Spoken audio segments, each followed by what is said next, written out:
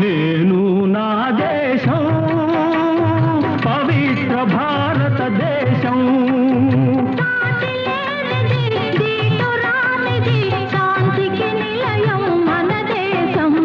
నేను నా దేశం పవిత్ర భారతదేశం సాటి లేనిది నీతురానిది శాంతికి నిలయం మన దేశం.